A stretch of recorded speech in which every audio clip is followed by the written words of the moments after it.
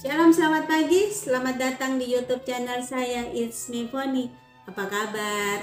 Saya berharap teman-teman tetap bersukacita apapun keadaannya, karena ada kasih, kemurahan, pemeliharaan, serta penyertaan Tuhan ada bersama-sama dengan teman-teman.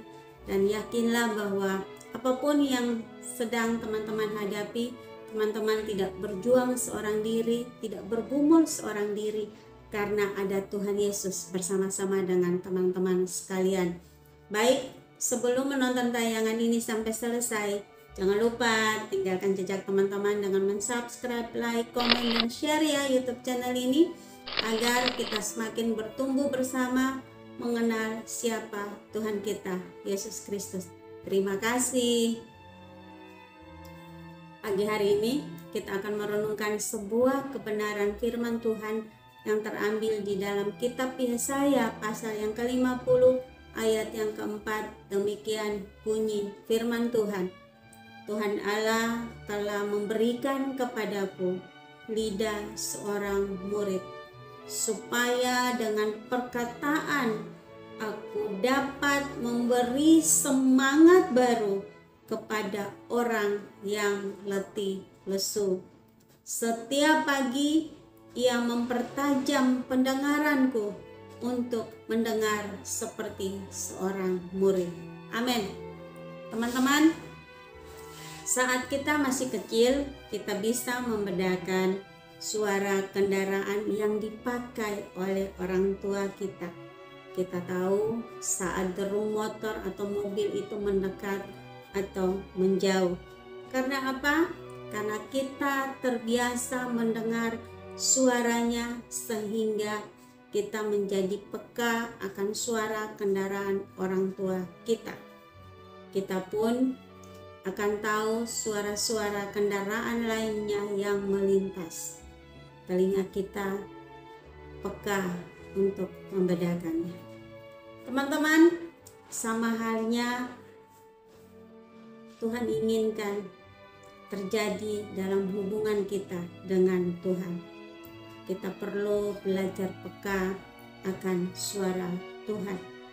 Mungkin Tuhan tidak berbicara langsung kepada kita, sama seperti ketika Ia berbicara kepada Musa, ataupun sama seperti ketika Ia berbicara kepada Abraham.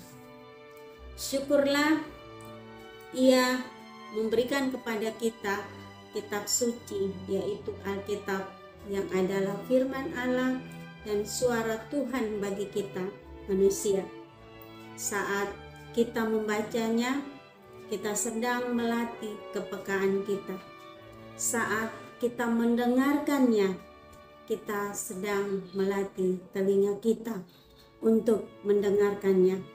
Saat kita menggunakan kaki dan tangan kita untuk melakukan firman-Nya dan atau kehendaknya, kita sedang melatih kebiasaan kita, membiasakan diri untuk membaca, mendengar, serta melakukan firman Tuhan akan membuat saya, Bapak, Ibu, Saudara sekalian peka akan suara Tuhan. Peka akan suara Tuhan akan membuat kita peka juga kepada kehendak-Nya.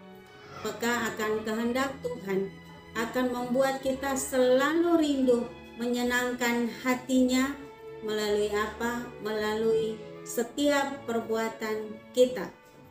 Kita akan memiliki hikmat untuk mengambil keputusan yang benar dan melakukan hal yang benar. Dengan kepekaan itu, kita akan mengasihi pasangan kita, anak-anak kita, orang-orang yang ada di sekitar kita, yang Tuhan percayakan ada di sekitar kita. Bahkan kita akan tekun bekerja, karena kita tahu bahwa kehendak Allah adalah kita melakukan apapun seperti kita melakukannya untuk Dia. Sama seperti nasihat Rasul Paulus kepada jemaat di Kolose, dalam Kolose pasal yang ketiga ayat yang ke-23. Apapun juga yang kamu perbuatlah itu dengan segenap hatimu, seperti untuk Tuhan dan bukan untuk manusia. Dengan kepekaan itu pula kita akan mengabdi kepada Tuhan dengan sepenuh hati kita. Kita bisa memilih bersukacita walaupun keadaan yang kita hadapi sedemikian sulit. Ketika kita membangun kepekaan kepada Tuhan, maka akan membuat kita menjadi saksi yang efektif. Hidup yang peka itu bukan hanya menjadi berkat bagi kita sendiri, melainkan juga kita menjadi berkat bagi sesama kita.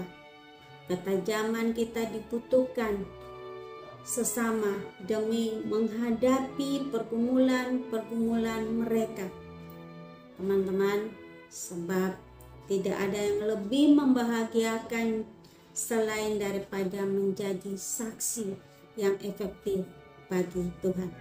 Karena itu, latihlah dirimu untuk peka terhadap suara Tuhan, tapi ingat, hal itu tidak terjadi secara instan. Butuh yang namanya proses, butuh yang namanya disiplin, komitmen, dan kesetiaan.